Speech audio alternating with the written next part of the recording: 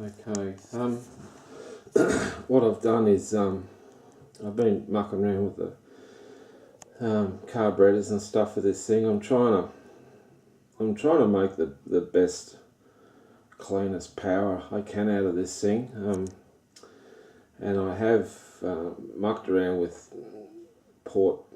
power plates and bits and pieces in the past. I've built one for my gas 300, and it made a shitload of difference in torque. Great for climbing hills in a higher gear at a lower RPM. If you can get the jetting right with it, it just makes the best power. So anyway, what I've done here, again, the original carburetor. Basically, I haven't touched that. Basically, that can stay as it is on the shelf, and I've gone and bought a carburetor. This one is a same thing, 38mm mikuni. This is actually off a Kawasaki 420, KX 420, I think it is. So yeah, anyway, I've decided to experiment on this, and if it's a bust, well, it doesn't matter. I've got my original carburetor, and I've got a selection of slides and needles and jets and needle jets and all sorts of stuff. So it was running pretty clean. I could probably get it running cleaner once I've fussed with it and get the pipe worked out and all the rest of it. But anyway, so at the moment, I'm going with the Kawasaki carburetor, the Kawasaki Mikuni. I've put a port plate in the front. Basically, it's got the UFO treatment. So yeah, I believe these things work. With jetting changes and stuff, you can get the thing to run cleaner down low. So anyway, it needed a lot of in the sides here. That had to be scalloped out a fair bit for the slide to close. So anyway, that's been modified, and basically that's the top of it. But it seemed I didn't want to interfere with any of my original Husqvarna slides, so I've just gone with the Kawasaki one, and it fitted in pretty easy. You can see the end of the screw there. So yeah, so that's the way that goes. But yeah, ultimately, to push the experiment a bit further, I've this is a tool I made to gouge, or basically cut a slot in the carburetor body. Basically, that's hollow. That fits into the carburetor. That's a straight cut. So basically, that slips into the. Basically, it should slip in from the other way, but basically that slips in there, and what you do is you can cut your I cut the grooves in the carburetor with that tool. This carburetor itself has been honed out in the bore some. Some of the turbulence things have been smoothed over and stuff like that. It is fractionally bigger than what it was, probably by 0.5 mil, 0.8 of a mil, so it is slightly bigger, so it's 38mm plus. I've put a quite slight taper in it as well, so bit of luck that'll work. So basically what's happened is now, these are templates of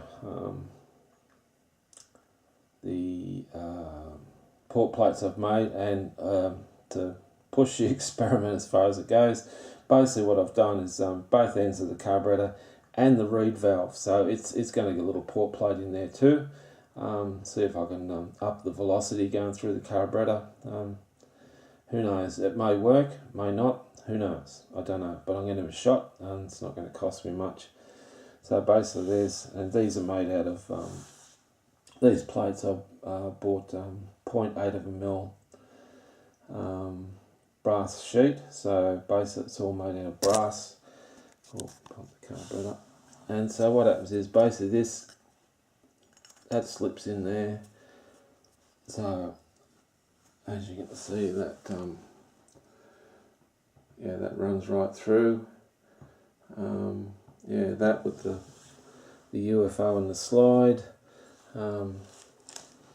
modified the reed block too.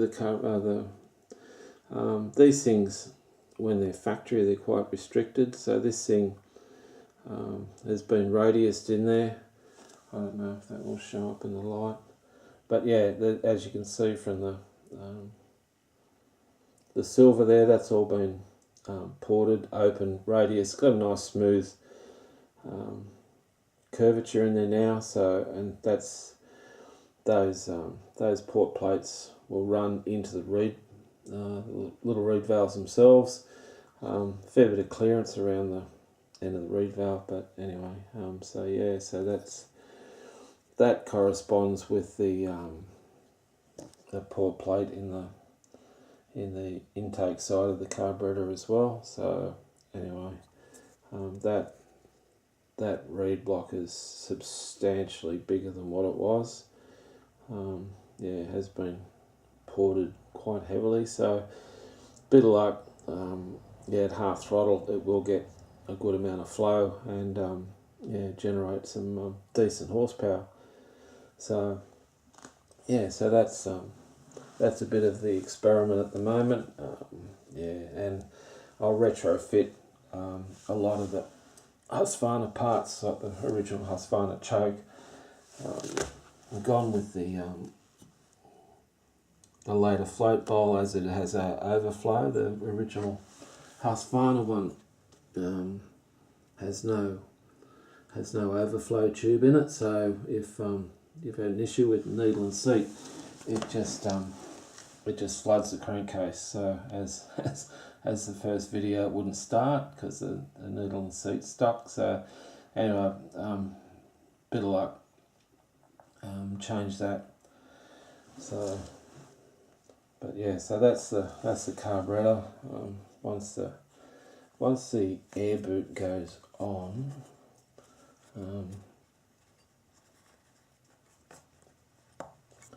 yeah, that's pretty much the air boot. So once that goes on, that's the factory piece from the airbox. So once that goes on, it should flow quite well. The velocity through there should be quite decent, and with the UFO at the bottom of the slide, we'll see what we can make out of this. So it should be quite interesting. But like I said, if it's all a bust, well, anyway, this can just sit on the shelf as a silly idea, and I'll go back to the original CR390 38mm, and that'll do. So anyway, yeah, brass floats. But anyway, so that's the story.